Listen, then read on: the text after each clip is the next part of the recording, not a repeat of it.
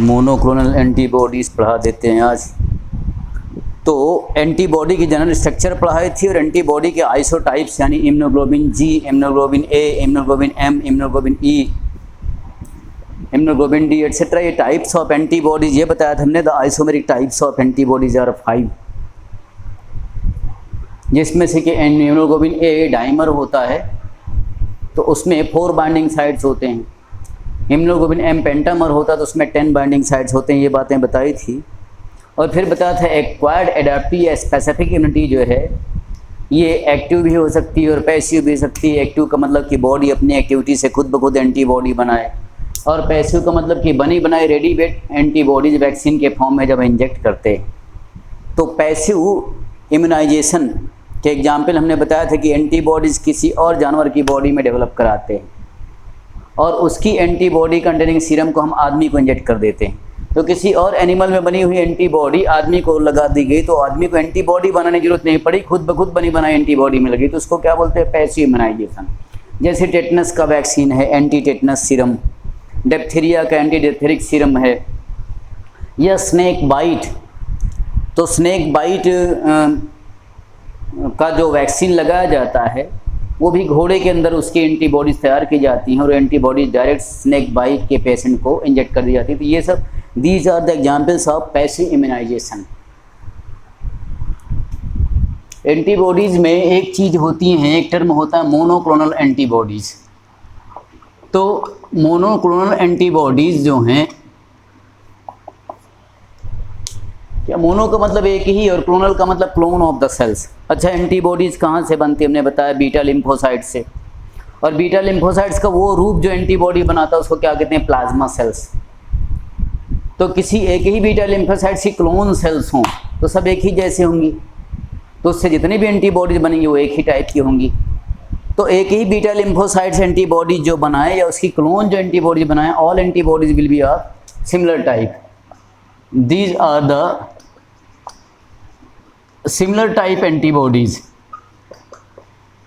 और ये similar type की एंटीबॉडीज़ हैं formed by a single B cell और प्लाज्मा सेल और इट्स क्लोन सेल्स। एक ही बी सेल्स कई एंटीबॉडीज बनाए या बी सेल्स की क्लोन हो बहुत सारी, वो जितनी भी एंटीबॉडीज बनाए वो सब क्या होंगी? सिमिलर टाइप होंगी। और सिमिलर टाइप का मतलब क्या? किसी एक ही पार्टिकुलर एंटीजन के अगेंस्ट ये एक्टिव होंगी। तो this will attacking on any particular antigen. अब ये एंटीबॉडी किसी अपने एंटीजन पे अटैक करेंगी, किसी दूसरे एंटीजन पे नहीं अटैक कर सकती। इनको मोनोक्लोनल एंटीबॉडीज़ बोलते हैं। और हमने कल भी बताया था कि एंटीजन और एंटीबॉडी जो है वो ताला और चाबी जैसे होती है, कि चाबी सब ताले की निश्चित होती है, एक ताला किसी दूसरी चाबी से नहीं खुल सकता। इसी तरह से एक एंटीबॉडी अपने एंटीजन पर अटैक करेगी, किसी दूसरे एंटीजन के खिलाफ कोई और एंटीबॉडी काम नहीं करेगी। और हमने बताया था कि कोरोना वैक्सीनेशंस का जो ड्रॉबैक है, कमज़ोरी है, वीकनेस है, वो भी यही है। और आज भी पढ़ने को मिला कि डेल्टा कोरोना वायरस का नया वेरिएंट ये भी अपने देश के कई प्रदेशों में पाया जाने लगा। नया वेरिएंट, अब नया वेरिएंट आ गया तो भाई एंटीजन बदल गया। एंटीजन बदल गया तो पिछले वैक्सीन की एंटीबॉडीज जो बनी हुई हैं या पिछले इन्फेक्शन की एंटीबॉडीज जो बनी हैं वो किस हद तक काम कर जाएंगी, फिर ये सवालिया हो जाती है बात।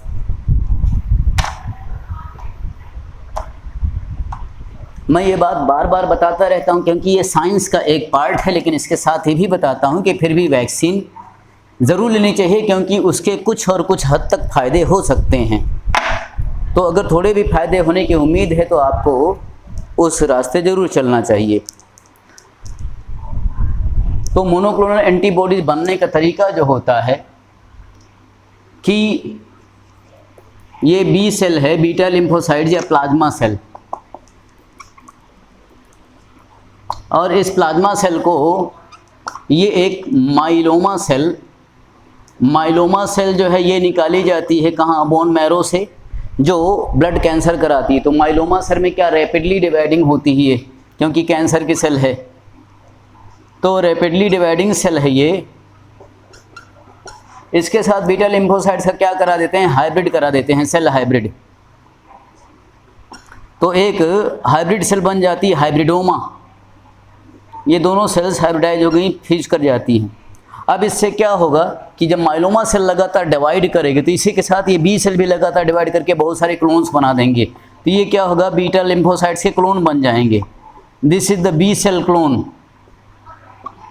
अब इससे जो भी एंटीबॉडीज़ बनेंगे वो क्या होंगी, मोनोक्लोनल एंटीबॉडीज़ होंगी कि आपको वो एंटीबॉडी बहुत ज़्यादा चाहिए थी जो इस बी लिम्फोसाइट से बनती हैं।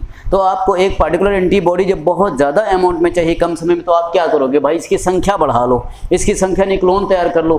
क्लोन तैयार करने का तरीका क्या है कि बहुत तेज़ी से जो डिवाइड करके प्रोडक्ट सेल देती है वो क्या है, कैंसर की सेल, उसके साथ इसको फ्यूज करके इसकी कॉपीज़ बनवा लेते हैं। तो मल्टीपल बहुत ज़्यादा एंटीबॉडीज़ कम समय में बनने लगेंगी, मोनोक्लोनल एंटीबॉडीज़। तो एक खास एंटीजन जो बार बार इन्फेक्ट कर रहा है उसके खिलाफ ये एंटीबॉडीज़ प्रोटेक्शन करने में हेल्प करेंगी। तो ये टेक्निक जो बताया था, this technique was developed by Kohler and Milstein. ये दो साइंटिस्ट थे, इन्होंने ये हाइब्रिडोमा टेक्निक से मोनोक्लोनल एंटीबॉडीज़ बनाने की तरकीब बताई थी। Where the antibody producing B lymphocytes और plasma cells are making somatic hybrid with the myeloma cell.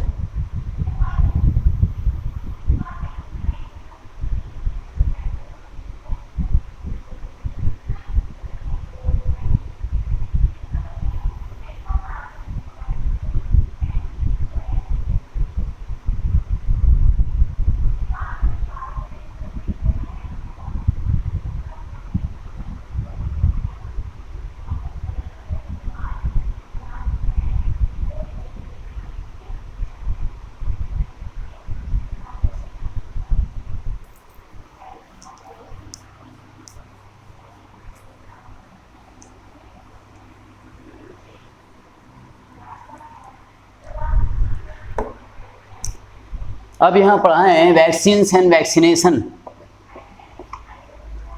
तो वैक्सीन टर्म जो है ना ये वैक्का से बना हुआ है, और वैक्का का मतलब होता है काऊ। तो actually vaccine term was given by Edward Jenner, which is honored as the father of immunology। तो इन्होंने डिस्कवरी जो करी थी वैक्सीन की, सबसे पहले इन्होंने स्मॉल पॉक्स वैक्सीन डिस्कवर करी थी, और सबसे पहले बनने वाली वैक्सीन ही यही थी। वैक्सीनेशन का कॉन्सेप्ट ही यहीं से आया। एक इंग्लिश साइंटिस्ट थे, एक्चुअली वो गाय में, काऊ में जो है ना वो बीमारी फैली हुई थी काऊ पॉक्स की। तो सारे जो है ना काउज में छोटे छोटे दाने पस्ट्यूल्स के जैसे, वो बीमार पड़ी, बुखार के साथ ग्रस्त थी। तो उन गायों को छोड़ करके जो ग्वाले थे भाग खड़े हुए कि वो भी बीमार ना पड़ जाएं ज़्यादातर। लेकिन कुछ बहुत जो है ना अपने फर्ज के पक्के थे ग्वाले, जो दूध का काम करते थे, मिल्क मेड।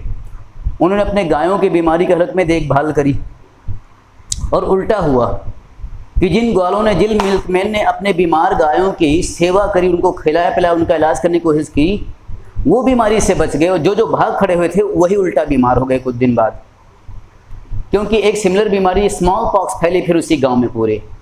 तो देखा कुछ लोगों को नहीं हुआ, बाकी पूरे गांव को हो गया। तो एडवर्ड जेनर ऑब्जर्व करे थे ये जिन लोगों को नहीं हुआ आखिर इनको क्यों नहीं हुआ। एक चीज़ पता लगा कि ये लोग कुछ बीमार गायों की सेवा कर रहे थे। 1 महीने पहले या कुछ दिन पहले ऐसी बीमारी गायों को फैली थी। उन्होंने सोचा कि जब बीमारी गाय को थी तो ये लोग उनके पास थे, तो उन बीमार गायों से जरूर कुछ ना कुछ इनकी बॉडी में आया होगा जो इनकी बॉडी को रेजिस्टेंट कर दिया होगा इन बीमारियों के खिलाफ, ऐसा सोचा।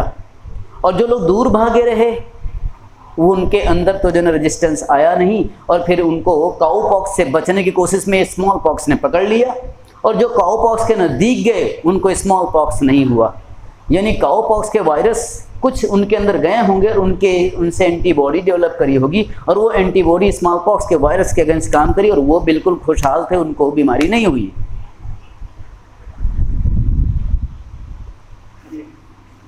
लेकिन ये बात सोच थी, हाइपोथेसिस थी, कितना सच है ये प्रूव करने के लिए उनको एक्सपेरिमेंट करना था। तो एक लड़का जो है ना करीब 12 साल का, उसका नाम था जेम्स फिप्स। उसके अंदर उन्होंने स्मॉल पॉक्स या काउ पॉक्स का बहुत थोड़ा सा इंजेक्शन इंजेक्ट कर दिया उसकी माँ से इजाज़त लेकर के, इतना कम कि उसको बहुत सीवियर बीमारी ना हो लेकिन एंटीबॉडी डेवलप कर जाए। अब लड़के को बुखार हुआ, दाने पड़े, कुछ परेशानी हुई, उसका केयर किया, वो ठीक हो गया। अब उसके बाद हाई डोज जो है ना उसी स्मॉल पॉक्स का तैयार किया और हाई डोज इंजेक्ट किया 1 महीने बाद या कुछ महीने बाद, तो देखा उसको इन्फेक्शन हुआ नहीं, उसको बीमारी नहीं हुई। तो उनका जो कॉन्सेप्ट हाइपोथेसिस वो सही थी कि किसी बीमारी का अगर एक बहुत हल्का रूप इंजेक्ट कर दिया जाए किसी के अंदर तो बीमारी तो ज़्यादा नहीं करेगी, लेकिन एंटीबॉडीज़ डेवलप कर देगी तो वो एंटीबॉडी उसी पैथोजन के स्ट्रॉन्ग डोज से प्रोटेक्ट कर सकती है। और यहीं से उनको वैक्सीनेशन का कॉन्सेप्ट मिला कि जिस बीमारी से बचना हो तो उस बीमारी का जहर थोड़ा सा आदमी के अंदर पहले ही डाल दो। एक्चुअली इसी कॉन्सेप्ट पे विष कन्याएं और विष पुरुष हुआ करते थे पहले, जिनकी कहानियाँ हैं, जिनके धारावाहिक हैं, फिल्में हैं, कि वो सपेरे जिनका काम ही जंगल में रहना, सांपों को पकड़ के दिखाना, उनसे रोजी रोटी कमाना, तो भाई उनके बच्चे तो हमेशा सांपों के बीच में रहेंगे। तो सांपों के विष को हल्का हल्का एक पिन पॉइंट पे लेकर के अगर टंग पे डालते जाएं बच्चों के बचपन से ही, तो उनकी बॉडी में इतनी एंटीबॉडी डेवलप कर जाती है कि जहरीला सांप भी काट ले तो उनके कोई असर नहीं पड़ता। और एक्चुअली यही काम तो करते हैं ना कि सांप का विष हल्का सा घोड़े के अंदर डाल दिए कुछ डोज में, तो एंटीबॉडीज बन गई। अब उस हॉर्स का ब्लड निकाल के क्लॉट करा लिए, उसके सीरम में एंटीबॉडीज हैं, और जिस आदमी को सांप ने काटा हुआ जल्दी से जल्दी वो एंटीबॉडीज वैक्सीन लगा दी जाएं तो आदमी बच जाएगा। लेकिन प्रॉब्लम क्या है कि इतनी तेज़ी से सांप का जहर आदमी को न्यूरोटॉक्सिन का काम करता है जो, तो सीएनएस डैमेज इतनी तेज़ी से करता है कि दवाई मिलने से पहले तो उसका सेंट्रल नर्वस सिस्टम डैमेज हो चुका होता है, एंजाइम सारे तोड़ देता है सांप का जहर। लेकिन तुरंत अगर मिल जाए एंटीबॉडीज तो आदमी बच जाएगा स्नेक बाइट का। ये सब वैक्सीन के कॉन्सेप्ट से मिलता जुलता है। तो वैक्सीन का मतलब क्या हुआ कि किसी भी पैथोजन का कोई वो रूप जो बीमारी न कॉज कर सके लेकिन एंटीबॉडी बना सके। वैक्सीन इज एनी पार्ट और any form of a pathogenic microbes in weekend, यानी कमजोर कर दिया जाए, नॉन पैथोजेनिक फॉर्म, जो बीमारी कॉज करने के रूप में नहीं होता है, which will induce the immune system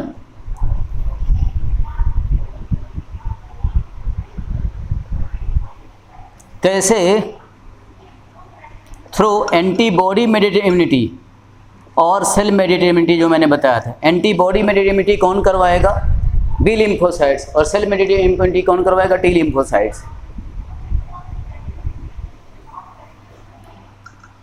and their memory cells यानी क्या हुई? प्लाज्मा सेल्स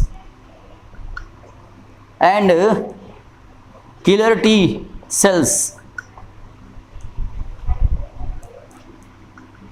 एंड एंटीबॉडीज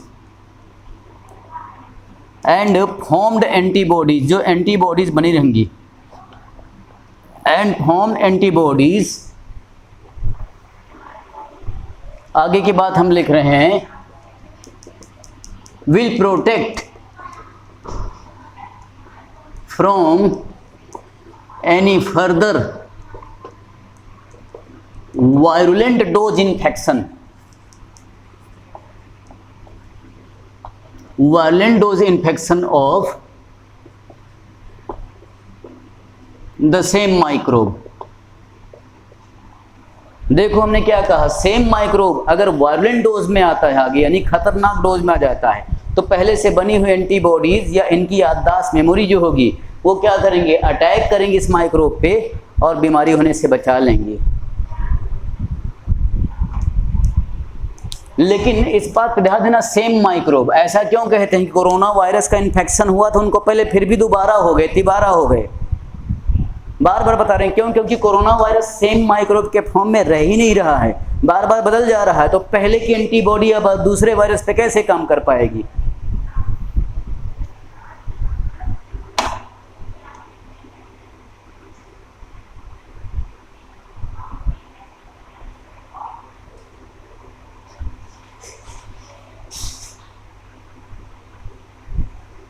यानी एंटीबॉडी जो बनी है वो क्या है? चाबी की तरह है, और एंटीजन ने ताला ही बार बार बदल रहा है, तो एक ही चाबी बार बार अलग अलग तालों में कैसे फिट होगी?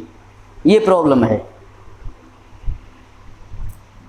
तो any part form of a pathogenic microbe in weakened non pathogenic form which will induce the immune system through MI और CMI and their memory cells, plasma cells and killer T cells and formed antibodies will protect any further virulent dose of infection of the same microbe।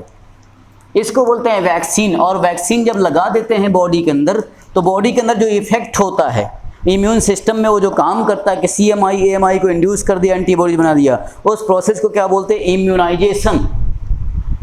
कि vaccine causes immunization in body.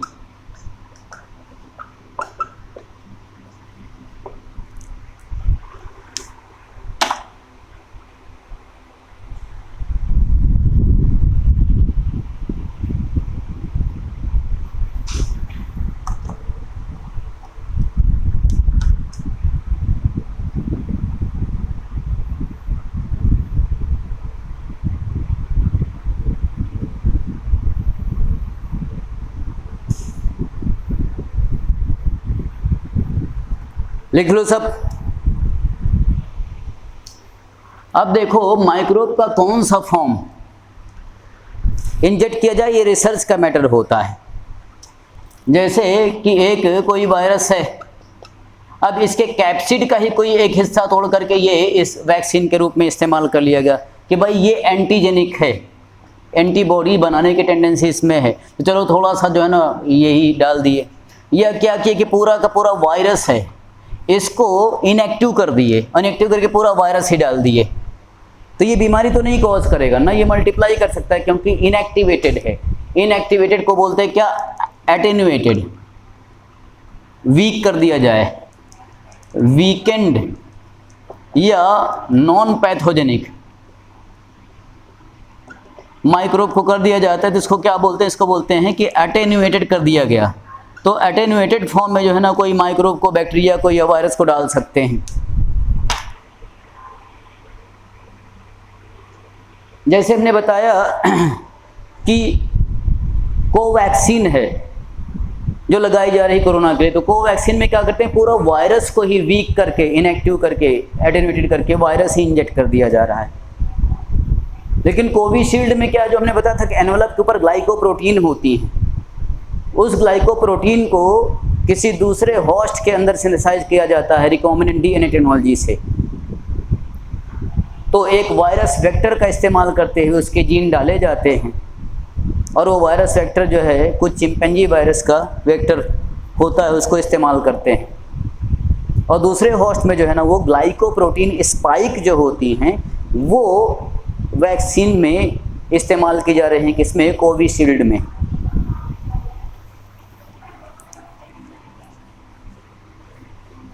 यानी दोनों के constituent में difference है थोड़ा।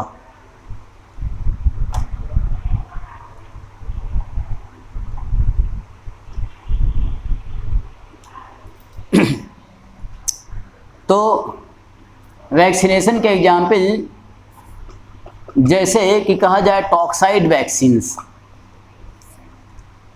Toxoid vaccines में क्या करते हैं कि टॉक्सिन्स इंजेक्ट करते हैं किसी दूसरे जानवर में, और टॉक्सिन के खिलाफ एंटीबॉडीज बनती है। तो प्री फॉर्म्ड एंटीबॉडी जो है ना वो पैसिव इम्यूनाइजेशन में काम करते हैं। तो toxoid vaccines are used for passive immunization. जैसे अभी हमने बताया था, एग्जाम्पल क्या हो गई? एंटी टेटनस सीरम, ये टेटवैक हो गया, टेटनस का वैक्सीन। या एंटी डिप्थेरिक सीरम हो गया, एंटी स्नेक वेनम सीरम हो गया। ये सब टॉक्साइड वैक्सीन्स हैं। और जेनेटिकली इंजीनियर्ड वैक्सीन जो बनाई जा रही हैं, genetically engineered vaccine recombinant DNA technology से, इनके एग्जाम्पल क्या हो गए, जैसे कि hepatitis B vaccine. Hepatitis B virus का वैक्सीन जो है ये ट्रांसजेनेसिस से बनाया जाता है और इसका होस्ट होता है yeast cells from transgenic yeast cell. यानी हेपेटाइटिस बी का जीन जो है ट्रांसफ़र करते हैं ईस्ट के अंदर, तो ईस्ट क्या हो गया, ट्रांसजेनिक हो गया, और फिर उससे हेपेटाइटिस बी का वैक्सीन बनाते हैं।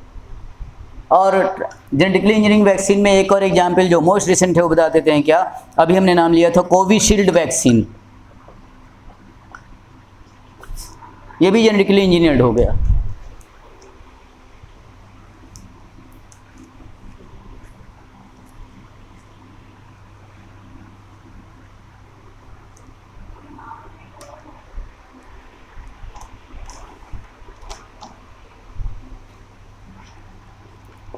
कुछ कंबाइंड वैक्सीन जो लगाए गए, जैसे एमएमआर वैक्सीन, ये measles plus mumps plus rubella, इन तीन बीमारियों के लिए एक साथ वैक्सीन बच्चों को दिया जाने लगा।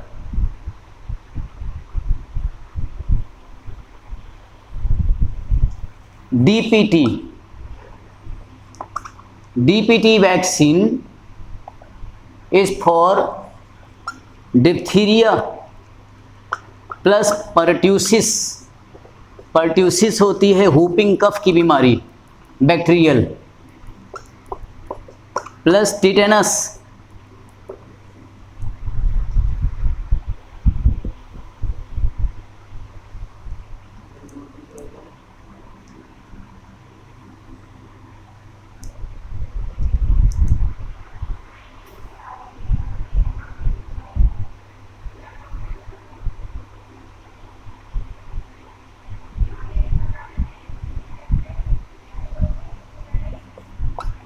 डीपीटी हिब ये वैक्सीन दिया जाता है, यहाँ पर हिब for Haemophilus influenza type B.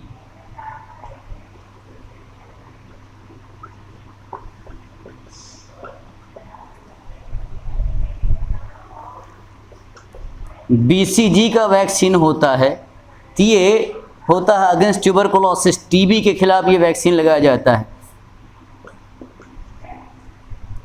तो यहाँ बी फॉर बैसिलस बैक्टीरिया, और सी और जी जो है ना ये डिस्कवरर साइंटिस्ट के नाम है, C for Calmette and G for Guerin. ये दो साइंटिस्ट हैं, ये डिस्कवरर हैं। तो बीसीजी का टीका लगाया जाता है कि टीबी ना हो। तो ये सारे वैक्सीनेशन के शेड्यूल कार्ड जो है ना बच्चों के जन्म के साथ ही जो है ना अस्पताल में दे दिए जाते हैं कि फला फला डेट पे आकर के बच्चों को ये वैक्सीन लगाने हैं इस डेट पे।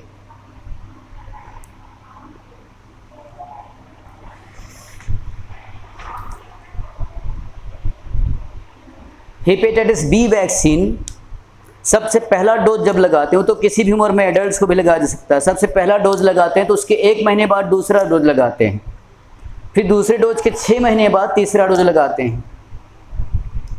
फर्स्ट लगाए, फिर 1 महीने बाद दूसरा, फिर अगले 6 महीने बाद तीसरा डोज। तो ये 3 डोज लगे, उसके बाद हर 3-4 साल में एक बूस्टर डोज लगवाना चाहिए हेपेटाइटिस बी का। मैं बता जरूर रहा हूँ, लेकिन फिर भी मुझे ही बूस्टर डोज लगवाए हुए कई साल हो गए,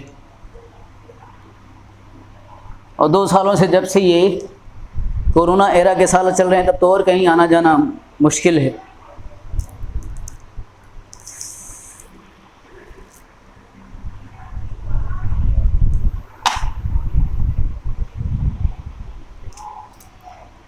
बीसीजी का वैक्सीन कैलमेट एंड गुरीन ने डिस्कवर किया। स्मॉल पॉक्स का वैक्सीन एडवर्ड जेनर ने वैक्सीन किया डिस्कवर किया, वो हम बता ही चुके हैं। Polio vaccine was discovered by Sabin and साक, ये हम पहले भी बता चुके हैं।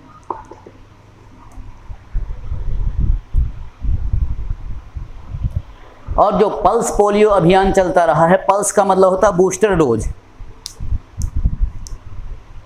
एक्चुअली पोलियो वैक्सीन के भी कई वेरिएंट फॉर्म होते हैं, इसीलिए कहा जाता है कि जिन बच्चों को पहले पोलियो का वैक्सीन पिला चुके हैं फिर उनको दोबारा भी पिलाइए, क्योंकि हर बार अलग अलग वायरस का वैक्सीन ला के देते हैं। फिर जो खबरें आती हैं कि बच्चे को पोलियो का वैक्सीन पिलाया था फिर भी पोलियो हो गया, हाँ तो जो लोग अनजान होते हैं, नहीं जानकारी उनको, तो क्या करते हैं कि ज़रूर धांधली होगी, भ्रष्टाचार होगा, गलत दवाई पिला दिया उससे पोलियो हो गया। तो उन नादान लोगों को बता दें कि जिस वैक्सीन को पिलाया गया था तुम्हारे बच्चे को, उसके अलावा और भी वायरस होते हैं, उन वायरस का इन्फेक्शन हो गया होगा, उससे पोलियो हो गई, वो दवाई पीने से नहीं हो गई है। इसलिए जितनी बार भी आएँ वैक्सीन पिलाने वाले, हर बार बच्चे को पोलियो का वैक्सीन पिलाना चाहिए, क्योंकि हर बार अलग अलग वायरल स्ट्रेन का जो है वैक्सीन बना करके ले आते हैं। और पहले दिए हैं फिर सेम हो तब भी डलवा लो, क्या करते हैं इम्यूनिटी को बूस्ट अप कर देगा। तो उसी बूस्ट अप क्या बोलते हैं, पल्स डोज। जैसे हम हेपेटाइटिस बी के तीनों वो डोज लिए फिर भी हमको हर 3-4 साल में पल्स डोज लेते रहना चाहिए।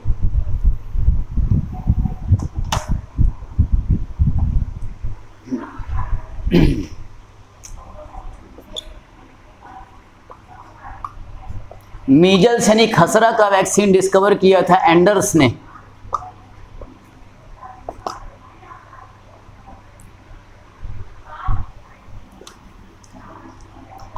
Rabies, chicken cholera and anthrax, इन तीन बीमारियों का वैक्सीन एक अकेले वैज्ञानिक ने बनाया, बाय लुई पैस्चर।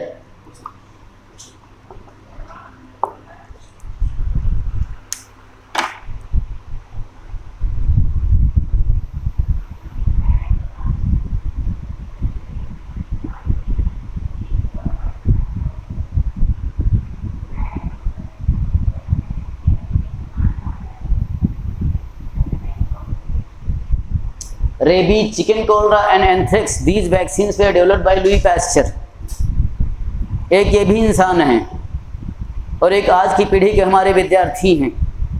दो छोटी छोटी NCERT किताबें याद करने में बड़ा परेशानी होती, इतने आलसी, इतने आराम तलब हैं। और एक ये इंसान है, इन्होंने एक ज़िंदगी में 3 वैक्सीन बना के रख दिया। एक ये भी इंसान और एक तुम भी इंसान हो, उसी ऊपर वाले ने बनाया है, उनको भी तुमको भी। 1 घंटे क्या आधे घंटे 45 मिनट अगर क्लास अटेंड कर लिया ऑनलाइन तो सोचेंगे अरे बाप रे कितनी हमने सेक्रीफाइस दे दी, इतनी बड़ी कुर्बानी दे देना, अब हमसे तो नहीं होगा, बहुत हो गया, बंद करो भैया मोबाइल, चलो बैठो। ये पढ़ाने वाले डॉक्टर साहब तो खुद पागल है, हमको भी पागल कर देंगे।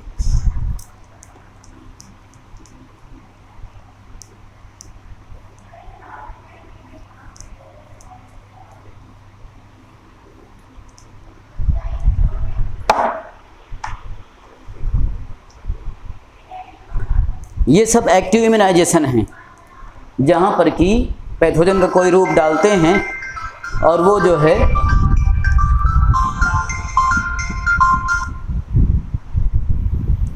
तो पैथोजन का कोई रूप इंट्रोड्यूस करते हैं और वो एंटीबॉडी बॉडी की एक्टिविटी से बनता है, तो क्या बोले वो एक्टिव इम्यूनाइजेशन। लेकिन पैसिव इम्यूनाइजेशन में कई बार बता चुका कि बनी बनाई एंटीबॉडी जब इंट्रोड्यूस करते हैं किसी आदमी की बॉडी मैनिपुलेट करते हैं तो वो पैसिव इम्यूनाइजेशन होता है। तो सबसे पहला पैसिव इम्यूनाइजेशन का कॉन्सेप्ट डेवलप किया था एमिल एडोल्फ वॉन बेहरिंग नाम के वैज्ञानिक ने, एंड उन्होंने डिप्थीरिया का वैक्सीन तैयार किया था। डिप्थीरिया वैक्सीन जहां पर antibodies were prepared in sheep body by Emil Adolf von Behring.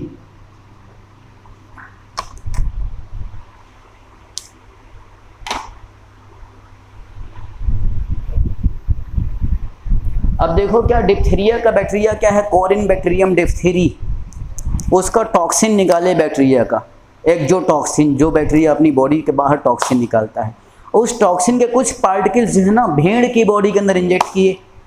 अब वो सीप की बॉडी के अंदर उस टॉक्सिन के एंटीबॉडीज बन गई, 2 बार 4 बार थोड़ा थोड़ा डोज देते गए, एंटीबॉडीज खूब बन गई उसकी बॉडी में। अब उसका ब्लड निकाल लिए भेड़ का यानी सीप का, ब्लड को क्लॉट कराए तो सीरम लिक्विड जो होता है ना उसमें एंटीबॉडी मौजूद थी, उस सीरम को ले लिए, एंटीबॉडी कंटेनिंग सीरम, तो क्या बोलते हैं एंटी सीरा, और वही डिप्थीरिया के पेशेंट को लगा दिया। तो जो पैसिव इम्यूनाइजेशन है ये तुरंत काम करता है, क्यों? क्योंकि बनी बनाई एंटीबॉडी दे दी है। अब मान लो किसी को सांप ने काटा हुआ है तो अब क्या करोगे, ऐसा वैक्सीन दोगे कि एंटीबॉडी बना, एंटीबॉडी बना, एंटीबॉडी बने कि महीनों में वो मर जाएगा जो है ना, अभी 2 घंटे में। तो इमीडिएट इफेक्ट जैसे कहते हैं कि घाव लगा आपको कहीं सड़क पर चलते हुए, और टेटनस का, क्लॉस्ट्रिडियम टेटनाई का स्पोर गया होगा, 24 घंटे के अंदर वो वैक्सीन ले लो। नहीं तो अगर वाकई में गया होगा तो उसका जहर तो तेजी से फैलने लगेगा ना, और 24 घंटे के अंदर एंटीबॉडी लिए तो अगर जहर फैलेगा भी तो उस जहर के अगेंस्ट एंटीबॉडीज अटैक करके एंटीडोट का काम करेगी। तो पैसिव इम्यूनाइजेशन जो होता है बहुत ही फास्ट एक्टिंग होता है, क्योंकि आपको एंटीबॉडी बनानी नहीं पड़ती है। लेकिन मैंने बताया सांप कई तरह के होते हैं, क्लास रेप्टिलिया पढ़ाते हैं, एनिमल किंगडम बताते हैं, कुछ हेमेटोटॉक्सिक होते हैं, हेमोलिटिक, और कुछ जो है ना न्यूरोटॉक्सिक होते हैं। तो न्यूरोटॉक्सिक बहुत खतरनाक होते हैं। अब भाई पता तो है नहीं किस सांप ने काटा हो, ये कौन जानेगा जिसको काटा हुआ है, वो कौन बताए भाई कौन से सांप ने काटा हुआ है। तो हर सांप के जहर की अलग एंटीबॉडीज होती हैं। कोई बात नहीं पता ना, जितनी भी तरह के सांप के एंटीबॉडीज सब एक साथ डाल दो पेशेंट की बॉडी में, कोई ना कोई तो मारेगा निशाने पे। लेकिन इतना अच्छा इंतजाम नहीं होता कि तुरंत जो है ना इलाज मिल जाए। खासकर गांव में ही सांप होते हैं। हाँ भाई, सांप शहरों में तो आते नहीं। रहा होगा कोई नॉन पॉइजनस, हाँ तो नॉन पॉइजनस रहा होगा। चलो बाद में बात करेंगे। सांप ज़्यादातर कहाँ होते हैं? गांव के रीजन में, शहरों में होते नहीं। और गांव के लोग चिकित्सा विज्ञान से ज़्यादा झाड़ फूंक को मानते हैं, धार्मिक अंधविश्वास को मानते हैं। इलाज कराने अस्पताल भागने के बजाय क्या करते हैं बताते हैं, फला गांव में एक रहता है, अब आकर के उससे बीन बजवाएंगे, झाड़ फूंक करेंगे, तब तक तो मर जाएगा आदमी। सोचना बीन बजाने और झाड़ फूंक करने से कहीं सांप का जहर, न्यूरोटॉक्सिक और हेमोलिटिक पॉइजन जो है ना, उसका काम क्या होता है, ऐसे ऐसे एंजाइम्स होते हैं स्नेक वेनम में कि वो आदमी के अपने एंजाइम्स का केमिकल डिग्रेडेशन कर देते हैं, केमिकल डीनेचरेशन। तो आदमी के एंजाइम ही सारे खत्म कर दिए। तो एंजाइम है तो क्या है, मेटाबॉलिक रेगुलेटर है। मेटाबॉलिज्म गई तो आदमी गया। इसलिए तुरंत लेके अस्पताल भागते नहीं।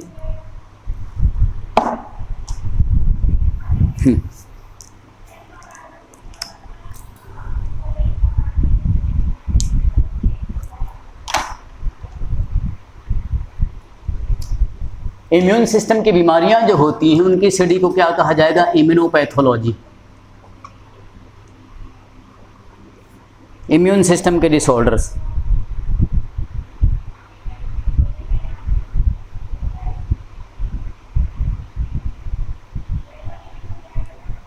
कुछ एसिड बीमारी जिसमें कि हाइपो इम्यून डिसऑर्डर्स, या जिनको इम्यूनोडेफिशिएंसी डिसऑर्डर्स कहते हैं।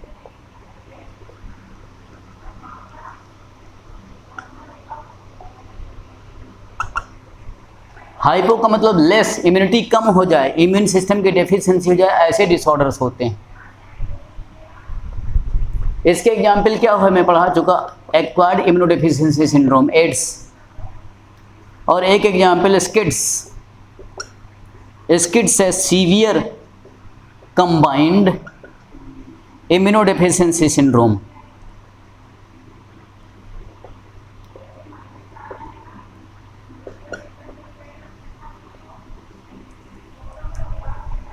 एक्वायर्ड इम्यूनोडेफिशिएंसी सिंड्रोम तो पहले पढ़ा चुके। स्किड्स जो है ना सीवियर कंबाइंड इम्यूनोडेफिशिएंसी सिंड्रोम। यहाँ सीवियर का मतलब बहुत खतरनाक, कंबाइंड क्यों बोले, क्योंकि दो तरह की इम्यूनिटी होती है, दोनों डेफिशिएंट हो जाती है। दो तरह की इम्यूनिटी कौन, CMI एंड AMI, दोनों की कमी, और इस वजह से मल्टीपल सिम्टम्स यानी सिंड्रोम्स आते हैं। तो इसमें क्या होता है, both the CMI cell mediated immunity and AMI ये डेफिशिएंट होते हैं, इसलिए क्या होते हैं, कंबाइंड डेफिशिएंसी हो गई। और CMI कैसे होती है, T लिम्फोसाइट से काम करती है, और AMI कैसे, B लिम्फोसाइट से काम करती है। तो दो ही तरह के लिम्फोसाइट्स हैं जो दो तरह की इम्यूनिटी करवाती है। जब दोनों नहीं है तो है क्या? खोखला है इम्यूनिटी सिस्टम। लेकिन इसकी वजह क्या है? मेडिकल साइंस में जब किसी बात की कोई वजह ना पता चले तो बहुत अच्छा हम लोगों के पास एक जवाब होता है, क्या जीन पे पूरा दोष डाल देते हैं, जेनेटिक कॉज। क्योंकि हर फिनोटाइप किसी न किसी जीनोटाइप से, तो जानते ही हैं। एक एंजाइम चाहिए बोन मैरो में जो है ना इन सेल्स को बनाने के लिए, क्या? एडेनोसिन डीएमिनेज, एडीए, बायोटेक्नोलॉजी में पढ़ाते हैं वो। तो एडेनोसिन डीएमिनेज को बनाने का जीन ही नहीं है वहाँ बोन मैरो में। तो बोन मैरो ट्रांसप्लांट कर दें, चाहे इन सेल्स का ट्रांसफ्यूजन करते रहें, कुछ होगा नहीं। जीन थेरेपी होती है, उससे इसका ट्रीटमेंट पॉसिबल है। The treatment of kids have been successfully practised. एक छोटी बच्ची में किया गया था।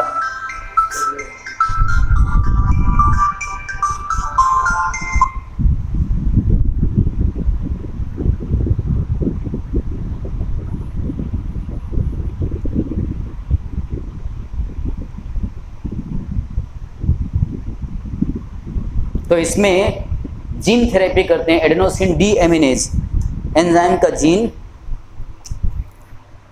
ये एम्ब्रियोनिक स्टेज में या अर्ली चाइल्डहुड स्टेज में इनकॉर्पोरेट कर देते हैं बोन मैरो के अंदर। इट इज ट्रीटेड बाय या क्योर्ड बाय जीन थेरेपी। लेकिन कैसे करते हैं फिर वो इस चैप्टर के बाहर की बात है, एप्लीकेशन आप बायोटेक्नोलॉजी में पढ़ते हैं।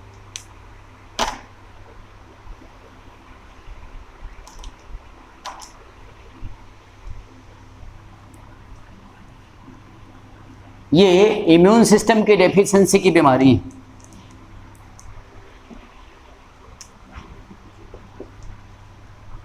दूसरे हैं ऑटो इम्यून डिसऑर्डर्स।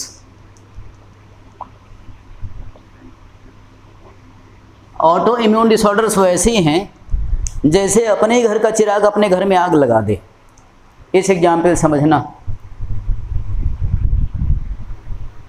अपने घर में चिराग या बिजली होना ज़रूरी है ना रोशनी के लिए, लेकिन वही आग लगा दे तो पूरा घर जल जाएगा, नष्ट हो जाएगा। इस एक एग्जाम्पल से इस बात को कोरिलेट के मैं तुम्हें समझाऊंगा कि हमारे घर के चिराग क्या हो गए, हमारी एंटीबॉडीज़ जो हमारे शरीर की प्रतिरोधक क्षमता है, बीमार होने से बचाते हैं। अच्छा, एंटीबॉडीज़ का काम क्या है कि बाहर से कोई फॉरेन एजेंट आए तो उस पर अटैक करके सुरक्षा करनी है।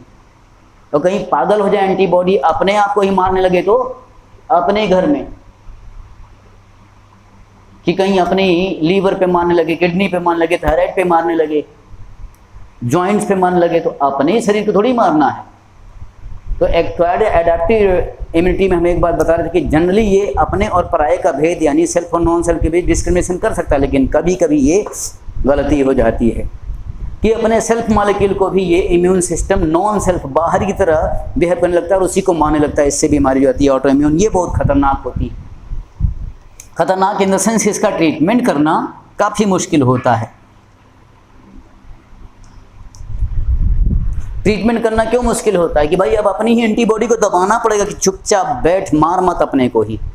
अच्छा, जब दबा करके अपने शरीर की सुरक्षा के तो बाहर का कोई इन्फेक्शन आ गया, लो भी यहीं पर हाथ बांध लिया, ये प्रॉब्लम होती है। तो here body self parts are considered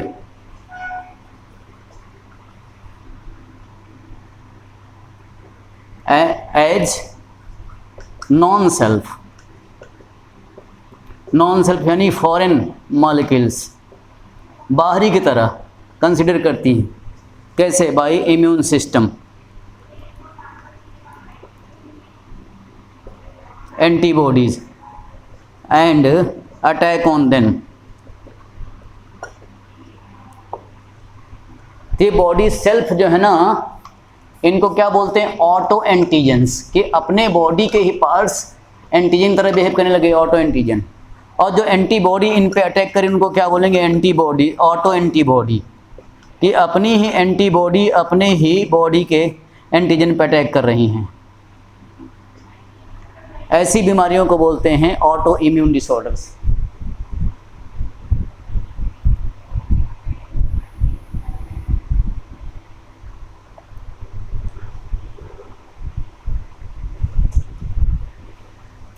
अब ऑटो इम्यून डिसऑर्डर्स के कुछ एग्जाम्पल बताएं। जैसे एग्जाम्पल है auto immune thyroiditis, thyroid gland में। एंडोक्राइन सिस्टम इसको पढ़ते हैं, जिसको क्या बोलते हैं, हाशिमोटोस डिसीज। हाशिमोटो एक जापानी सर्जन थे, उन्होंने कुछ दवाइयाँ दी थी थायराइड सर्जरी के बाद, और कुछ ऐसा असर रहा कि अपनी एंटीबॉडीज बन गई और वो थायराइड पे अटैक करके ख़त्म कर दी, थायराइड कोई नुकसान कर दी। तो इसलिए इसको सुसाइड ऑफ थायराइड कहते हैं।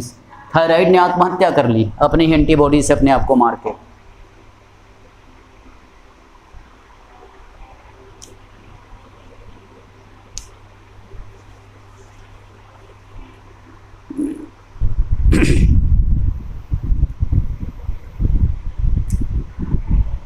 कुछ तरह की एनीमियाज होती हैं, सम एनीमियाज जहाँ पर अपनी ही आरबीसी पर अपनी एंटीबॉडी अटैक करती हैं। और क्या, टाइप 1 डायबिटीज़ मेलाइटस, जिसको क्या बोलते हैं, इंसुलिन डिपेंडेंट डायबिटीज़ मेलाइटस। यहाँ अपनी ही एंटीबॉडीज अपनी ही बीटा सेल्स ऑफ पैंक्रियाज पर अटैक करके पैंक्रियाटिक बीटा सेल को नष्ट कर देती है। ये भी ऑटो इम्यून होती है।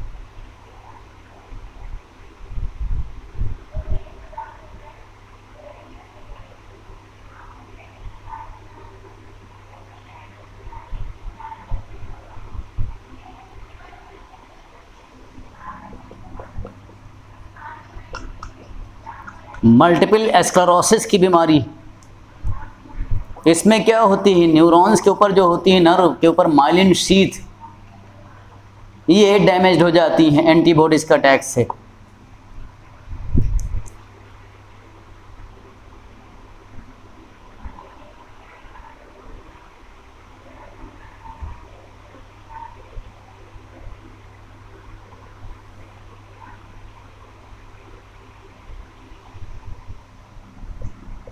ये सिर्फ एक बीमारी का नाम लिखा हुआ है एनसीईआरटी में, कौन, रूमेटॉइड आर्थराइटिस। ये ऑटो इम्यून होती है। आर्थराइटिस का मतलब क्या, जॉइंट का इन्फ्लेमेशन। तो बोन के जॉइंट पे जो साइनोवियल मेम्ब्रेन होती है, उन साइनोवियल मेम्ब्रेन पे एंटीबॉडीज अटैक करती है और जॉइंट में सूजन आती है।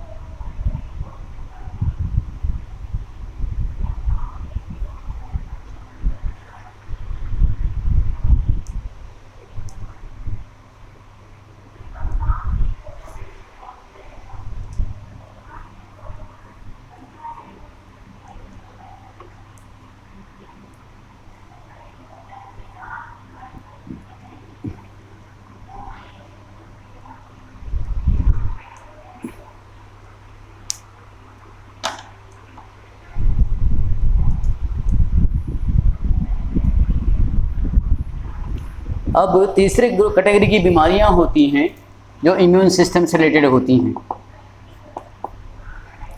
वो हैं हाइपर सेंसिटिविटी डिसऑर्डर्स। यानी किसी का इम्यून सिस्टम बहुत ज़्यादा हाइपर सेंसिटिव है।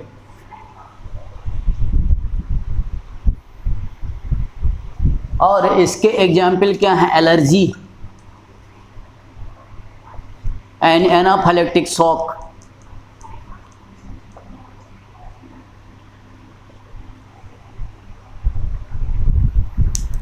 एक्चुअली एनाफाइलेक्टिक शॉक भी एक बहुत ही गंभीर किस्म की एलर्जी का रूप है।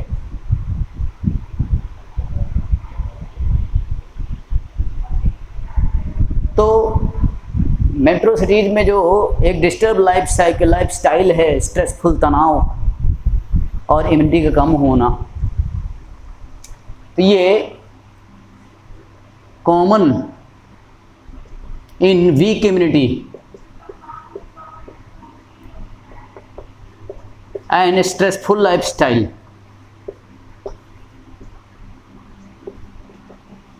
जहाँ पर कि हर इंसान बस काम और काम ड्यूटी के पीछे भागता है।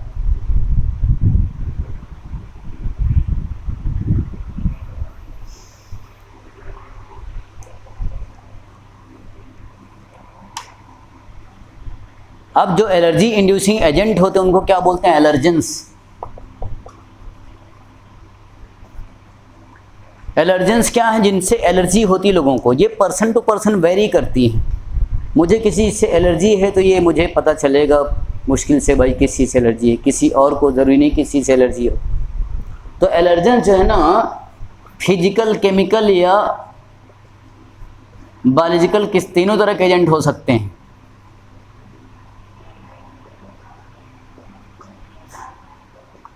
एलर्जेंस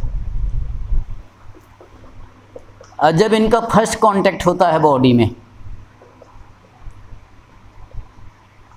बॉडी में मास्ट सेल्स जो होती हैं ना उन पे जा करके अटैक करते हैं। मास्ट सेल्स क्या हैं, WBC की बेसोफिल्स होती हैं, उनके मॉडिफिकेशन से बनते हैं। तो उसको क्या करते हैं, बॉडी में सेंसिटाइजेशन हो गया। हमने बताया कि पहला एनकाउंटर तो कमज़ोर होता, अभी तो बॉडी शांत रही, लेकिन दोबारा जैसे एलर्जन आता है तो बहुत सारी एंटीबॉडीज जो है रिएक्ट करती हैं और पूरी बॉडी में इम्यून रिस्पॉन्स आ जाता है। तो एलर्जी को हम कैसे एक्सप्लेन करें, it is a type of hyper inflammatory response. Hyper inflammatory response जहाँ बॉडी में इन्फ्लेमेशन तेज़ी से आता है, और इन्फ्लेमेशन तो मैंने पढ़ाया था लाइन ऑफ डिफेंस में। अब फिजिकल क्या कि किसी को धूप बहुत बर्दाश्त नहीं होती, फिजिकल एलर्जन हो गया। कोई ट्रैफिक से चल रहे हैं, डस्ट जो चलते हैं ना वहाँ पर ट्रैफिक से, उससे एलर्जी हो जाती। किसी केमिकल से एलर्जी, पेट्रोल की स्मेल आई उसी से परेशान। बायोलॉजिकल एजेंट्स क्या हो गए, जैसे कि पॉलन ग्रेन्स, एनिमल डेंडर, जानवरों का बाल वाल जो है ना स्किन से कुछ झड़ रहा है उससे एलर्जी। कुछ spores, pollen grains, animal dander, ये हो गए। फिजिकल में क्या हो गया, ठंडी गर्मी हो गई, लोगों से बर्दाश्त नहीं होती, सर्दी में एलर्जी जरूर हो जाएगी। कोल्ड एलर्जी हो जाना एक एग्जाम्पल हो गया। केमिकल में क्या हो गया, कोई ड्रग्स हो गए, दवाइयाँ हो गई, या कॉस्मेटिक्स हो गए।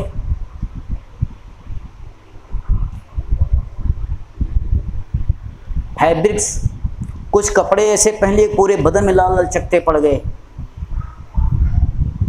बिल्कुल सड़ा सा मेकअप चेहरे पे लगा दिया, पूरा चेहरा ही सूज गया लाल लाल। ये सब चीज़ें होती हैं एलर्जेंस।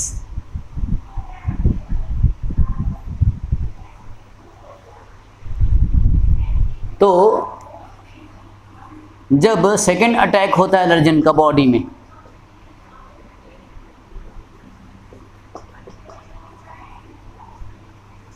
तो क्विक और अबंडेंट इम्यून रिस्पॉन्स आता, वही एलर्जी होती है। तो इससे क्या होता है कि मास्ट सेल जो है ना, जिसपे कि ये है मास्ट सेल, और मास्ट सेल पे एलर्जन ये आके चिपका हुआ है। अब ये मास्ट सेल्स फट जाएगी, रप्चर हुई, और इससे ढेर सारा हिस्टामिन रिलीज होता है। तो ये histamine is the main mediator of allergy, और हमने बताया था कि हिस्टामिन इन्फ्लेमेशन का मेडिएटर है, एलर्जी का भी मेडिएटर है। और जब एलर्जिक रिस्पॉन्स आएगा तो हिस्टामिन के साथ मैंने कल ही पढ़ा था कि इम्यूनोग्लोबिन ई एंटीबॉडी, नोट करके लिखेंगे कि इम्यूनोग्लोबिन ई एंटीबॉडी प्लस इसी समय WBC में eosinophils will be high during allergic reaction. तो एलर्जी के मेडिएटर्स कौन हो गए, histamine, immunoglobulin E and eosinophils. ये तीनों बढ़े हुए होंगे एलर्जी में।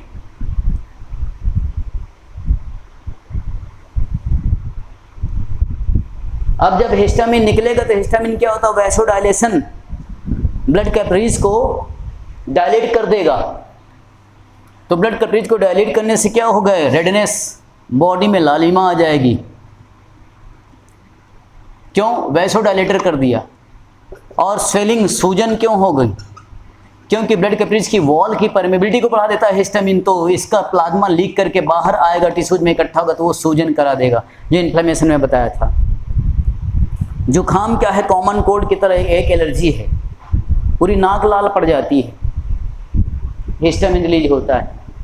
तो जुखाम में आराम देने के लिए हम जो दवाइयाँ देते हैं, एलर्जी की दवाई, वो क्या होती है, उनको बोलते हैं एंटी हिस्टामिनिक। किसी भी एलर्जी में दवाई हिस्टामिन को रोकने वाली दवाई दी जाएगी, तो हिस्टामिन कम होगा तो एलर्जी के सिम्टम्स में कुछ आराम मिलेंगे। और बहुत ज़्यादा सीवियर हुआ तो इम्यूनोग्लोबिन ई एंटीबॉडी को दबाने के लिए क्या करेंगे, इम्यूनो सप्रेसेंट यानी इम्यूनिटी को दबाने वाली चीज़ें, क्या, स्टेरॉइड, जो अभी कोरोना पेशेंट में बहुत चलाई गई स्टेरॉइड मेडिसिन।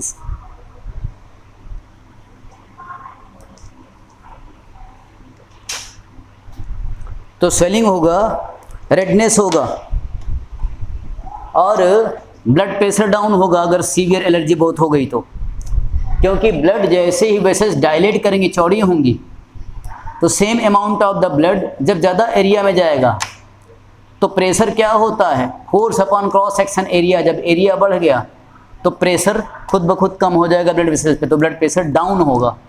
वैसो डायलेशन से बीपी डाउन होगा, और वैसो कॉन्स्ट्रिक्टर जो होंगे वो ब्लड प्रेशर को बढ़ाते हैं, जैसे सीरोटोनिन।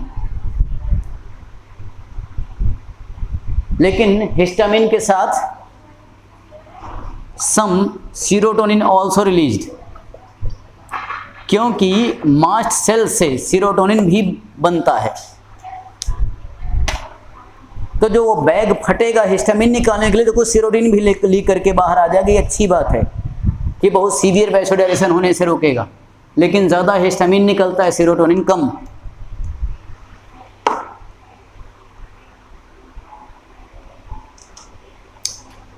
अब एग्जाम्पल लिखें एलर्जी के। सबसे कॉमन एलर्जी क्या है, कॉमन कोल्ड।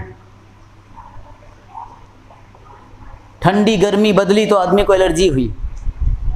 अचानक जब मौसम परिवर्तन होता है तो बदले हुए टेम्परेचर या मौसम के साथ बॉडी का इम्यून सिस्टम जल्दी अडाप्ट नहीं कर पाता, तो इम्यूनिटी कमज़ोर होती है। उस समय जुखाम के वायरस के इन्फेक्शन होने के चांसेस भी ज़्यादा होते हैं। तो कॉमन कोल्ड का राइनो वायरस भी क्या हुआ, एक इन्फेक्टिव यानी बायोलॉजिकल एलर्जन हो गया। तो पूरी नाक लाल पड़ जाती, नाक के अंदर की ब्लड कैपिलरीज डायलेट हो गई, प्लस उन कैपिलरीज की वॉल की परमेबिलिटी बढ़ा देता है हिस्टामिन। तो वॉल की परमेबिलिटी बढ़ गई तो ब्लड के अंदर का प्लाज्मा का लिक्विड जो है ना वो निकलने लगता है, तो वही नाक बहती है फिर।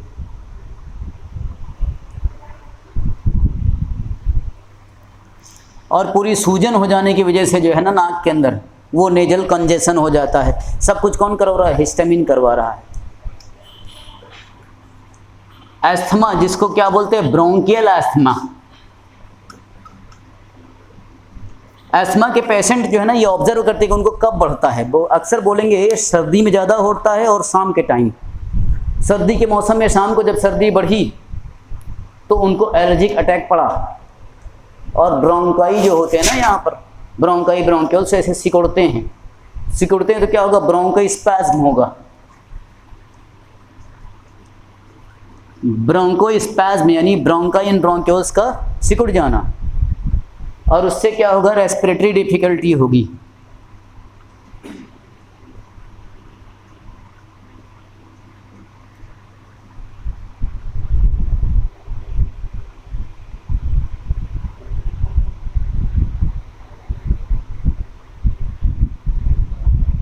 व्हीजिंग साउंड, सांस लेने में जो है ना सीटी जैसे आवाज़ भी आ सकती है। तो तुरंत इन्हेलर होता है, सूंघते हैं, वो क्या करता है, ब्रोंको डायलेटर्स इस्तेमाल करते हैं जो ब्रोंकाई को डायलेट कर दें, जैसे साल्ब्यूटामॉल, ये इन्हेल कर लिए, एड्रेनलिन एनालॉग होता है।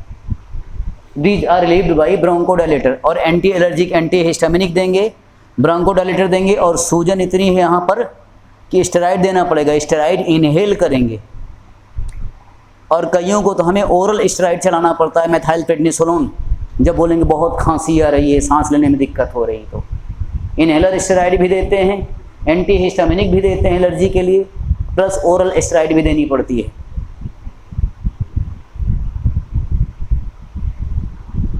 क्योंकि स्टेरॉइड इम्यूनोसप्रेसेंट होते हैं, और एलर्जी इन्फ्लेमेशन क्या है, इम्यून रिस्पॉन्स है, तो हम इम्यूनिटी को दबा करके पेशेंट को आराम देंगे। लेकिन ज़्यादा डोज स्टेरॉइड कर दिए, इम्यूनिटी को ज़्यादा दबा दिए तो बाकी सेकेंडरी इन्फेक्शन होने के चांसेस भी तो हो जाते हैं। तभी तो जाने कौन कौन के रंग बिरंगे फंगस हो गए कोरोना पॉजिटिव पेशेंट्स में, कभी ब्लैक, कभी वाइट, कभी yellow.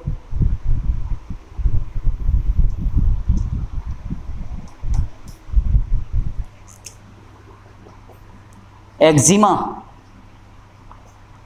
Eczema is a severe skin allergy, जहां पर कि स्किन में रेड ब्लिस्टर्स पड़ जाते हैं, लाल लाल चकते।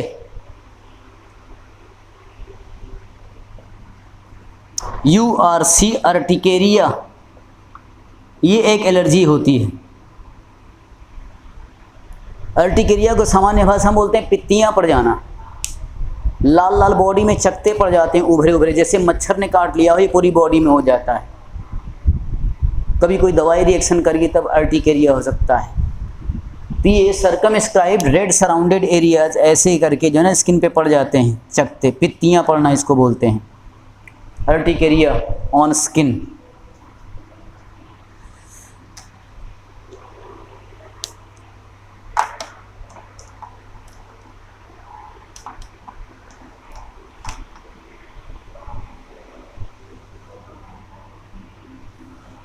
और सबसे खतरनाक सीवियर एलर्जी का केस होता है एनाफाइलेक्टिक शॉक, जो जानलेवा हो सकता है।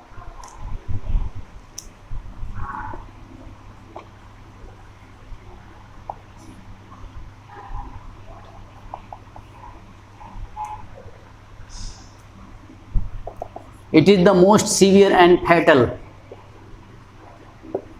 फैटल मीन्स जानलेवा। लेकिन मैंने कहा ये कहने की बात है, पेशेंट अगर तुम्हारे पास आया तो पक्का ठीक होकर के जाएगा, क्योंकि तुम अच्छे डॉक्टर बनोगे, क्योंकि तुम्हें मैंने पढ़ाया है। इसलिए कि पेशेंट ठीक होकर जाएगा, मरेगा नहीं। एनाफाइलेक्टिक शॉक में क्या होता है, ओवर हिस्टामिन रिलीज हो जाएगा, बहुत ज़्यादा हिस्टामिन। अच्छा होता कैसे, पता नहीं किसको किस चीज़ से हाइपर सेंसिटिविटी हो जाए। एक मामूली से कोई इंसेक्ट बाइट कर लिया, मधुमक्खी काट लिया किसी को, और उसी से एनाफाइलेक्सिस आ सकती है। कोई दवाई जैसे कि टेट्रासाइक्लिन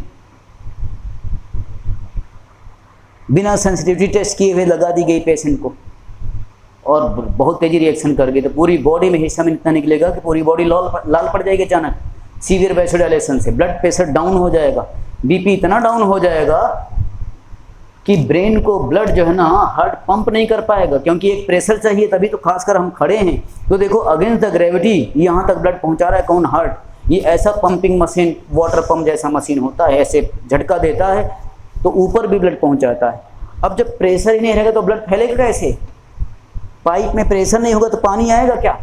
वही हाल है कि ब्लड वेसल्स में प्रेशर नहीं होगा तो ब्लड ट्रांसपोर्ट ही नहीं होगा। तो ब्लड प्रेशर का बढ़ जाना नुकसानदायक है कि पाइप फट जाएगा, तो कम हो जाना भी तो नुकसानदायक है ना, कि सर्कुलेशन कैसे होगा फिर। तो सीवियर ब्लड प्रेशर इतना डाउन कर देगा कि ब्रेन को ब्लड और ग्लूकोज ऑक्सीजन नहीं मिलेगा, तो आदमी अनकॉन्शियस कोमा में जाने लगेगा। क्या करें, पेशेंट का सिर नीचे पैर ऊपर, ये हिस्सा सिर नीचे करने से क्या होगा, ग्रेविटी के अलोंग आ जाएगा सिर, और हार्ट को जो है ना ब्लड को ब्रेन तक भेजने में आसानी होगी। बीपी नापोगे तो बहुत कम आ रहा होगा, कितना आ रहा भैया, 40/25 आ रहा है, तो बीपी बढ़ाना पड़ेगा। बीपी बढ़ाने के लिए एड्रेनलिन का इंजेक्शन दिया जा सकता है, तुरंत इमरजेंसी केस है। पूरी बॉडी सूज जाएगी, लाल पड़ जाएगी, बीपी बहुत डाउन होगा और पेशेंट अनकॉन्शियस कोमा में जा रहा होगा। यहाँ पर क्या होगा, ओवर हिस्टामिन रिलीज होगा। तो इससे क्या होगा, जनरल बॉडी स्वेलिंग, पूरी बॉडी में सूजन आ जाएगी,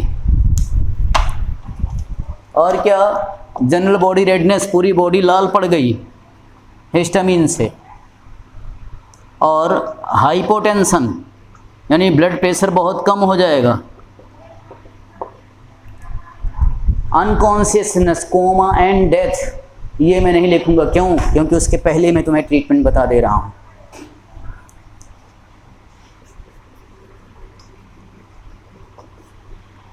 ट्रीटमेंट नंबर 1 एंटी हिस्टामिनिक, तुरंत इंजेक्शन देना। सबसे अच्छा एविल क्लोरफेनिरामीन, इसका इंजेक्शन लग जाए।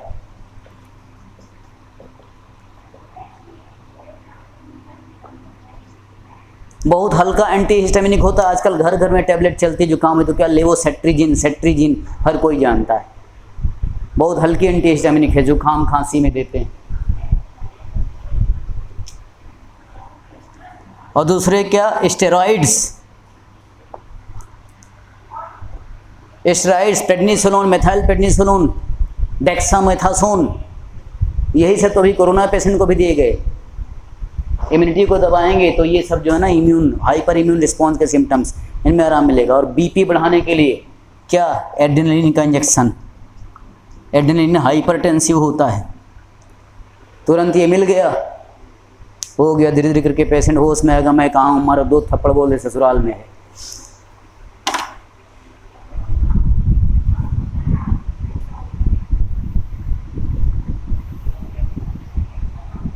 अपने सामने ऐसा पेशेंट देखा हमने, कितनी चीज़ें तुम्हें पढ़ाते हैं, कई कुछ देख के आए हुए होते हैं।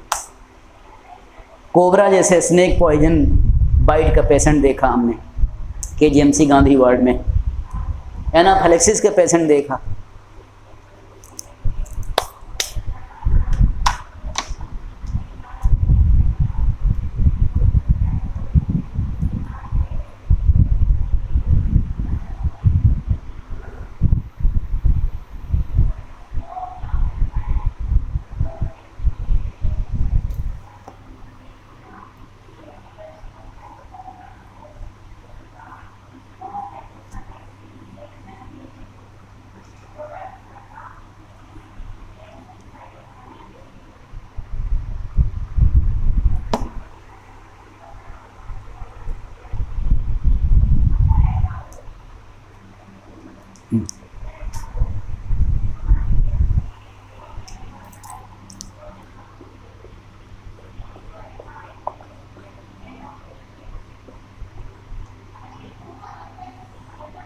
देखो क्या लिखा, ड्रग एंड एल्कोहल अब्यूज। महीनों से कितना अलीगढ़ छाया हुआ है कि पूरे देश में फैल जाए, अलीगढ़ शराबियों का शहर है। जहरीली शराब पी करके कितने लोग मर गए।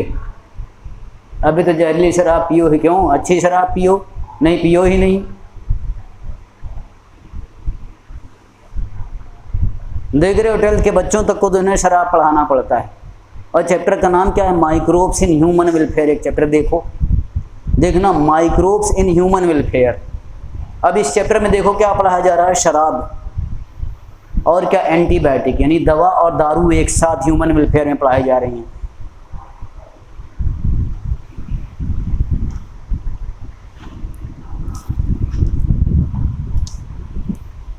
अभी यहाँ पहले ड्रग को एक्सप्लेन कर दें कि ड्रग का क्या मतलब है। ड्रग एक्चुअली जो ना फ्रेंच का एक टर्म है ड्राउग, इससे बना हुआ। ड्राउग का मतलब होता है हर्ब, यानी कुछ हर्ब्स, घास फूस, पेड़ पौधे, पत्तियाँ, इनसे ड्रग की शुरुआत हुई। अब कोई कहे यार फलाना आदमी ड्रग लेता है, तो कितना बुरा सा एक फीलिंग आती है ना, ड्रग लेता है यार, ड्रग लेना कौन सी बुरी बात है। हाँ, अभी जो है ना, अगर आप बुखार में पैरासीटामोल ड्रग नहीं लोगे तो बुखार कैसे उतरेगा।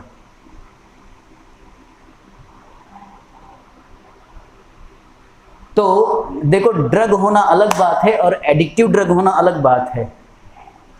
अब कोई चरस, गांजा, अफीम या स्मैक, हेरोइन, इनका सुट्टा मारे तो क्या एडिक्टिव ड्रग है। अब किसी ने अगर पैरासीटामोल ले लिया, इंसुलिन का इंजेक्शन ले लिया, वो भी ड्रग है, लेकिन एडिक्टिव ड्रग नहीं है। यानी ड्रग का मतलब क्या होता है, सीधे से मतलब होता है कोई भी केमिकल जो बॉडी के ऊपर असर डाले। तो बॉडी के ऊपर अच्छा असर डालने वाला ड्रग लो ना। कौन कह रहा है कि चरस, गांजा, अफीम और तंबाकू, सिगरेट पियो, एल्कोहल, शराब पियो, ब्रांडी, विस्की। तो ड्रग जो है ना, कोई भी ऐसा केमिकल होता है जो आदमी के फिजिकल, फिजियोलॉजिकल, साइकोलॉजिकल या पैथोलॉजिकल स्टेट को अल्टर करे, चेंज करे, वही ड्रग होता है। पैरासीटामोल भी एक ड्रग है। अभी हम क्लास से निकल करके 1 कप कॉफ़ी पिएंगे तो कॉफ़ी भी एक ड्रग है। चाय पी रहे हैं, वो भी एक ड्रग है। तो ड्रग की डिफिनेशन क्या हो गई? Any chemical substance which can modify the physiological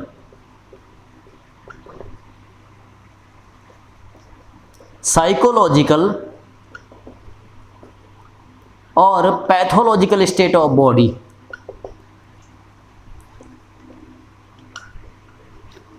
ये है ड्रग की डेफिनेशन। अब इसी में एक बात जोड़ते हैं, क्या एडिक्टिव ड्रग, तो वो हो गए नशीले या मादक द्रव्य जो होते हैं।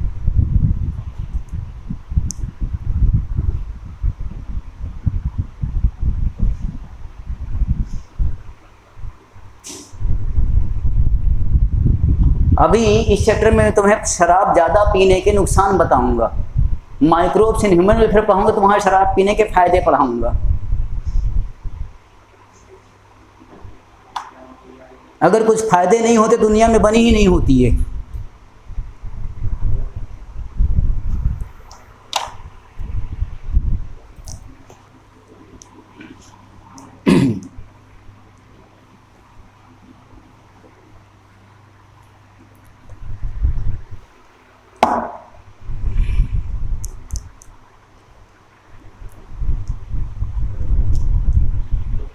तो पहले मैं तुम्हें साइको एक्टिव ड्रग्स पढ़ाता हूं।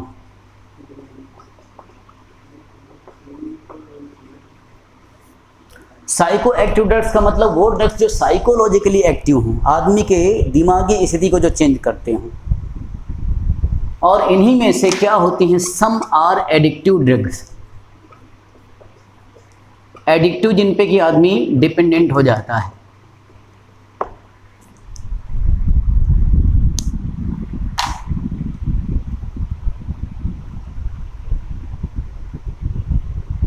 तो इनका जो इफेक्ट है दिमाग पे, उस कैटेगरी के हिसाब से इनको बांट देता हूं। और अगर ये दवाइयाँ नहीं होती तो जाने कितनी पॉपुलेशन पागल हो जाती। किसी साइकेट्रिस्ट डॉक्टर के पास जाओ, मेरे एक खास दोस्त और मेरा एक इमीडिएट जूनियर साइकेट्रिस्ट हैं, सीनियर भी हैं, उनसे बात करते हैं। उनके पास बहुत पेशेंट रहते हैं, खासकर इस समय तो इतने खचाखच पेशेंट हैं कि फ़ोन करो तो फ़ोन नहीं उठाएंगे। कोरोना एरा जब से आया तब तक साइकियाट्री के पेशेंट और बढ़ गए, यानी हर आदमी जो है ना दिमागी तौर पे डिस्टर्ब है।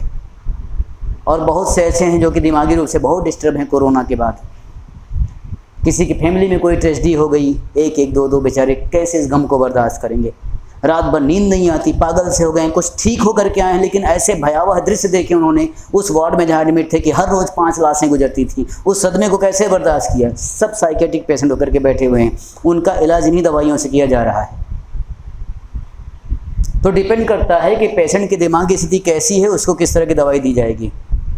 अगर दिमाग ओवर एक्टिव हो रहा है कि कुछ ज़्यादा ही चल रहा है, उल्टा सीधा सोचे जा रहा है, बड़बड़ाया जा रहा है और नहीं सो रहा है, तो लगातार आदमी सोएगा नहीं तो और भी पागल होता जाएगा ना। तो ऐसी दवाई दी जाएगी जो दिमाग को दबाए। दिमाग को दबा देगा तो वो सोचना कम कर देगा, सोचना कम कर देगा तो खुद ब खुद नींद आ जाएगी। नींद आ जाएगी तो उसके दिमाग को आराम होगा। सो करके जब उठेगा तब थोड़ा सा सही से बात करेगा, और फिर उसके बाद कुछ घंटे बाद पागलों जैसी बात करने लगेगा।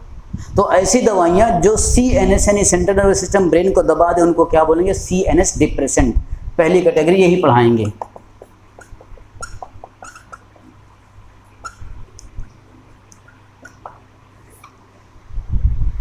सेंट्रल नर्वस डिप्रेसेंट जो होती हैं,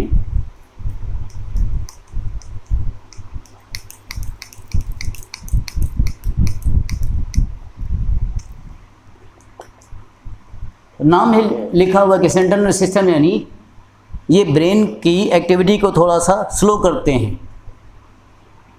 they slow down brain's alertness and over activity, की दिमाग किसका कुछ ज़्यादा ही चल रहा है।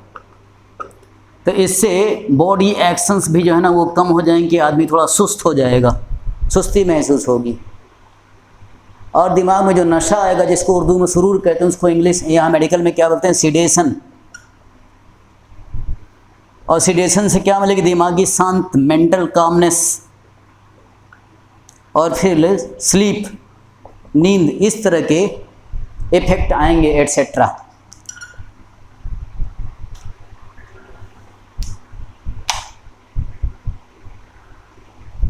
अब CNS डिप्रेसेंट्स के एग्जाम्पल्स लिख दें कि इनके एग्जाम्पल्स में कौन आते हैं। एग्जाम्पल्स हैं बेंजोडाइजेपिन्स, BZDs, बार्बिटूरेट्स, और क्या? Opioid analgesics.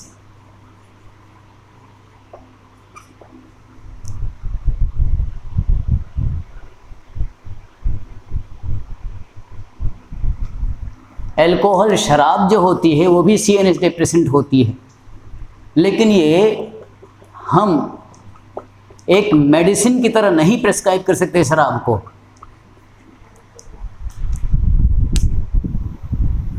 Being a doctor, कोई पेशेंट आए बोले रात में नींद नहीं आती, बहुत चिंता रहती, बहुत तनाव रहता है, तो हम ये कहेंगे चलो बेंजोडाइजेपिन की हम अल्प्राजोलम या क्लोनाजीपाम तुमको प्रिस्क्राइब कर देते, सोने से पहले लेना। ये नहीं बोलेंगे चल 2 पैक लगा लेना यार।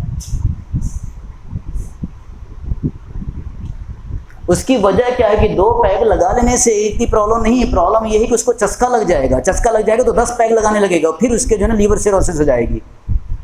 इसलिए it can not be prescribed, लिख दिया नॉट एज ए मेडिसिन।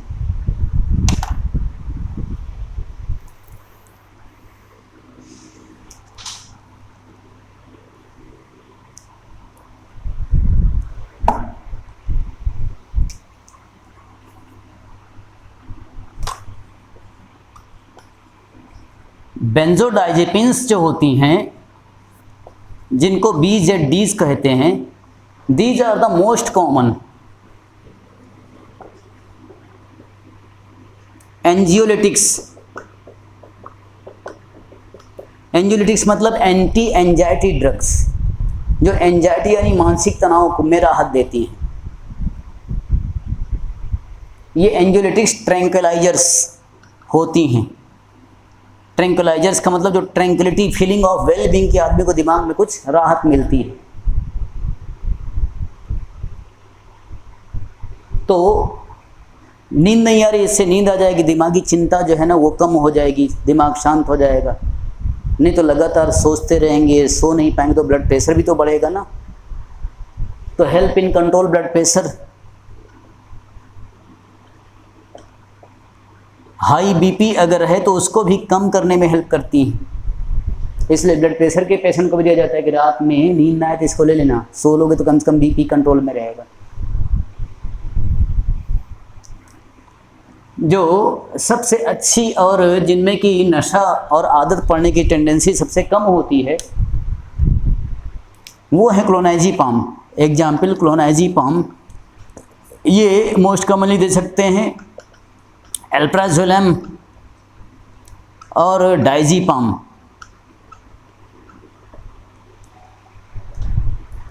अभी ज़्यादा दवाई बता देंगे, तुम जो है ना अभी से क्लिनिक खोल के बैठ जाओगे प्रैक्टिस पे।